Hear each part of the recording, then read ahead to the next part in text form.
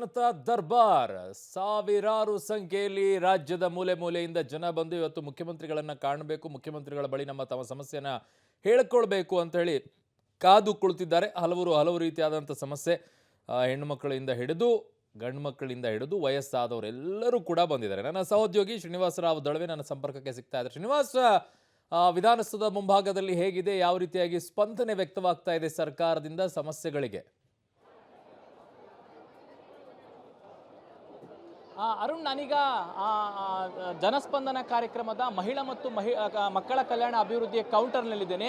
ನೀವು ದೃಶ್ಯಗಳಲ್ಲಿ ನೋಡ್ತಾ ಇರಬಹುದು, ಬೆಳಗ್ಗೆಯಿಂದನೇ ಸಾವಿರಾರು ಜನರು ಜನಸ್ಪಂದನ ಕಾರ್ಯಕ್ರಮಕ್ಕೆ ಆಗಮಿಸಿದ್ದಾರೆ. ತಮ್ಮ ಸಮಸ್ಯೆಗಳನ್ನು ಹೊತ್ತು ಸಿಎಂ ಬಳಿ ತಮ್ಮ ಸಮಸ್ಯೆಗೆ ಪರಿಹಾರ ಹುಡುಕಬೇಕು ಅನ್ನುವಂಥ ನಿಟ್ಟಿನಲ್ಲಿ ಈ ಒಂದು ಪ್ರಕ್ರಿಯೆಗಳಾಗ್ತಿದ್ದಾವೆ. ಬಂದ ಕೂಡಲೇ ಎಲ್ಲರೂ ಕೂಡ ರಿಜಿಸ್ಟ್ರೇಷನ್ ಮಾಡ್ತಾರೆ, ಅವರಿಗೆ ಆ ಟೋಕನ್ ಪ್ರಕಾರ, ನಂಬರ್ ಪ್ರಕಾರ ಸಮಸ್ಯೆಯನ್ನ ಪರಿಹಾರ ಮಾಡಲಿಕ್ಕೆ ಸಿಎಂ ಅವರ ಬಳಿ ಅವರನ್ನ ಕಳಿಸ್ತಾರೆ. ನೀವು ದೃಶ್ಯಗಳಲ್ಲಿ ನೋಡ್ತಾ ಇದ್ದೀರಾ, ಅನೇಕ ಜನರು ಅಂದ್ರೆ ಸಾವಿರಾರು ಜನರು ಈಗಾಗಲೇ ಕೌಂಟರ್ಗಳಲ್ಲಿ, ಆಯಾ ಇಲಾಖೆಯ ಕೌಂಟರ್ಗಳಲ್ಲಿ ಬಂದು ಕೂತಿದ್ದಾರೆ ಸಿಎಂ ಅವರ ಬಳಿ ತಮ್ಮ ಸಮಸ್ಯೆನ ಹೇಳ್ಕೊಳ್ಳೋಕೆ. ಸಿಎಂ ಇನ್ನು ಕೆಲವೇ ಕ್ಷಣಗಳಲ್ಲಿ ಬರ್ತಾರೆ. ಸೊ ನಾನು ಅವ್ರ ಹತ್ರ ಮಾತನಾಡ್ತೀನಿ, ಏನು ಸಮಸ್ಯೆ ಅನ್ನುವಂಥದ್ದು, ಎಲ್ಲಿಂದ ಬಂದಿದ್ದಾರೆ ಅಂತ.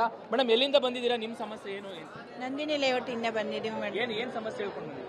ಗೃಹಲಕ್ಷ್ಮಿದು ಒಂದು ಕಂತಿನ ಹಣವೂ ಬಂದಿಲ್ಲ ನಮಗೆ. ಅರ್ಜಿ ಹಾಕಿದ್ರಾ? ಅರ್ಜಿ ಹಾಕಿದ್ದೀವಿ. ಮಕ್ಕಳ ಇಲಾಖೆಗೆ ಯಲಹಂಕಗೆ 4-5 ಸಲ ಹೋಗಿ ಬಂದಿದ್ದೀವಿ. ಅವರು ಏನೂ ಸ್ಪಂದಿಸಿಲ್ಲ. ಅದಕ್ಕೋಸ್ಕರ ಕೇಳೋಣ ಅಂತ ಬಂದಿದ್ದೀವಿ. ಮೇಡಮ್, ನೀವು ಏನೇನು ಸಮಸ್ಯೆ? ಇದು ಗೃಹಲಕ್ಷ್ಮಿದು ಒಂದು ಸತಿನೇ ಬಂದಿರೋದು. ಇದು ರೇಷನ್ ದುಡ್ಡು ಏನು ಬರ್ತಾನೆ ಇಲ್ಲ, ಅದಕ್ಕೆ ಇಲ್ಲಿ ಬಂದಿರೋದು ಮೈಸೂರಿಂದ. ಎಲ್ಲಿಂದ ಬಂದಿರೋದು? ಮೈಸೂರಿಂದ. ಸರ್, ನೀವೇನು ಸಮಸ್ಯೆ? ಸರ್, ನಾವು ಗೃಹಲಕ್ಷ್ಮಿ ದುಡ್ಡು ಬಂದಿರಲಿಲ್ಲ, ಅದಕ್ಕೆ ಬಂದು HD ಕೋಟೆಯಿಂದ ಬಂದಿದ್ದೀವಿ. ಈಗ ಎಂಟ್ರಿ ಮಾಡಿಸ್ತಾ ಒಂದು ಸ್ಲಿಪ್ ಕೊಟ್ಟವ್ರೆ, ಪುನಃ ಕರೀತಾರೆ ಅಂತ ಹೇಳ್ತಾ ಇದ್ದಾರೆ. ಅದಕ್ಕೆ ನಿಮ್ದು ಏನು ಸಮಸ್ಯೆ? ಅದು ಗೃಹಲಕ್ಷ್ಮಿದು ಏನಾಗಿದೆ ಅಂತ ಗೊತ್ತಿಲ್ಲ. ಆಫೀಸಲ್ಲಿ ಇವತ್ತು ನಾಳೆ ಅಂತ 6 ಮಂತ್ಸಿಂದನೂ ಸತಾಯಿಸ್ತಾರೆ. ಆಮೇಲೆ ಅದಕ್ಕೆ ಗೊತ್ತಿಲ್ಲ, ಇವಾಗ ಅಪ್ಲಿಕೇಶನ್ ತರಕ್ಕೆ ಹೇಳಿದ್ರು ಅಂತ ಮೇಡಮ್, ನಿಮ್ದೇನು ಸಮಸ್ಯೆ? ಮೇಡಮ್, ನಿಮ್ದೇನು ಸಮಸ್ಯೆ? ಏನಕ್ಕೆ ಬಂದಿದ್ದೀರಮ್ಮ? ಗೃಹಲಕ್ಷ್ಮಿಗೆ ಅಪ್ಲೈ ಮಾಡಿದ್ದೀರಾ? ಬಂದಿದ್ದಾರೆ. ನಮ್ಮ ಮಗಳು ಅಲ್ಲಿದ್ದಾರೆ. ನಾನು ಕೂತಿದ್ದೀನಿ. ಇಲ್ಲ ಸರ್, 6 ತಿಂಗಳಿಂದ ನಮಗೆ ಬಂದೇ ಇಲ್ಲ ಸರ್. ಅದಕ್ಕೆ ಬಂದಿದ್ದೀವಿ ಸರ್ ಇವ್ರ ಹತ್ರ.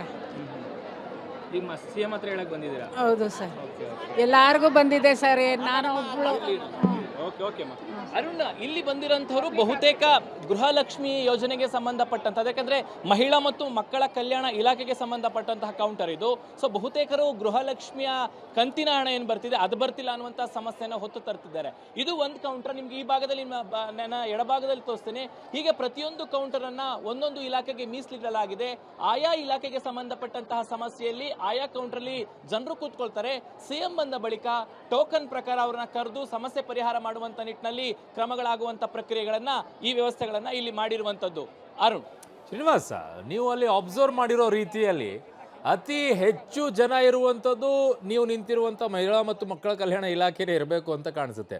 ಅತಿ ಕಡಿಮೆ ಕಾಣಿಸ್ಕೊಳ್ತಾ ಇರೋದು ಯಾವ ಇಲಾಖೆಯಲ್ಲಿ ಶ್ರೀನಿವಾಸ್, ನೀವು ಗಮನಿಸಿದಂತೆ? ಅರುಣ್, ಇಲ್ಲಿ ತನಕ ಬಂದಿರೋ ಮಾಹಿತಿ, ನಂಬರ್ 1 ಕಂದಾಯ ಇಲಾಖೆ ಅತಿ ಹೆಚ್ಚು ಸಮಸ್ಯೆಗಳನ್ನು ತೆಗೆದುಕೊಂಡು ಬರ್ತಿದ್ದಾರೆ.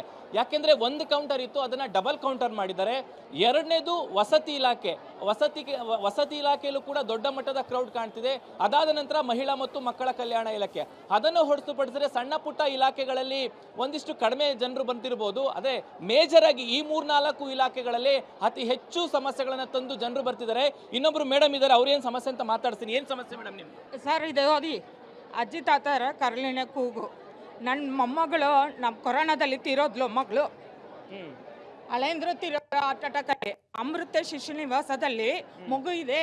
CWC ಕಂಟ್ರೋಲು ಆದರೆ ಕೊಡಲ್ಲ. 3 ವರ್ಷದಿಂದ ಓಡಾಡ್ತಾ ಇದ್ದೀನಿ.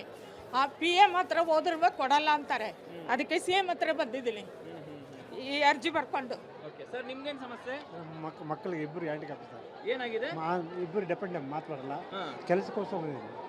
ಅದಕ್ಕೋಸ್ಕರ ಮೊದಲೇ ಅರ್ಜಿ ಹಾಕಿದ್ರಾ? ಇಲ್ಲ ಸರ್, ಹಾಕಿಲ್ಲ ಸರ್. ಓಕೆ, ಮುಂಚೆ ಆಗಿದೆ. ಮಕ್ಕಳೆಲ್ಲ ಒಬ್ಬರು diploma ITI. Okay sir. Arun, ಒಬ್ಬೊಬ್ರದ್ದು ಒಂದೊಂದು ಸಮಸ್ಯೆಗಳು. ಕಂದಾಯ ಜಮೀನಿಗೆ ಸಂಬಂಧಪಟ್ಟಂತು, ಕುಟುಂಬಕ್ಕೆ ಸಂಬಂಧಪಟ್ಟಂತು, ವಿಶೇಷ ಚೇತನರಿಗೆ ಸಂಬಂಧಪಟ್ಟಂಥದ್ದು, ಹೀಗೆ ಅನೇಕ ಸಮಸ್ಯೆಗಳನ್ನು ಹೊತ್ತು ಸಾವಿರಾರು ಜನರು ಬಂದಿದ್ದಾರೆ. ಇನ್ನು ಕೆಲವೇ ಕ್ಷಣಗಳಲ್ಲಿ ಸಿಎಂ ಅವರು ಬರ್ತಾರೆ. ಎಲ್ಲರ ಸಮಸ್ಯೆಯನ್ನ ಆಲಿಸುವಂತ ಪ್ರಕ್ರಿಯೆಯನ್ನ ಸಿಎಂ ಅವರು ಮಾಡುವಂಥದ್ದು. ಒಟ್ಟಾರೆಯಾಗಿ ಜನಸ್ಪಂದನ ಕಾರ್ಯಕ್ರಮಕ್ಕೆ ದೊಡ್ಡ ಮಟ್ಟದ ಒಂದು ರೆಸ್ಪಾನ್ಸ್ ಸಿಕ್ಕಿದೆ ಅಂತ ಹೇಳ್ಬೋದು ಈ ಜನರನ್ನ ನೋಡಿದ್ರೆ. ಅರುಣ್, ಓಕೆ ಶ್ರೀನಿವಾಸ್, ನಿಮ್ಮೆಲ್ಲ ಮಾಹಿತಿಗೆ ಧನ್ಯವಾದಗಳು.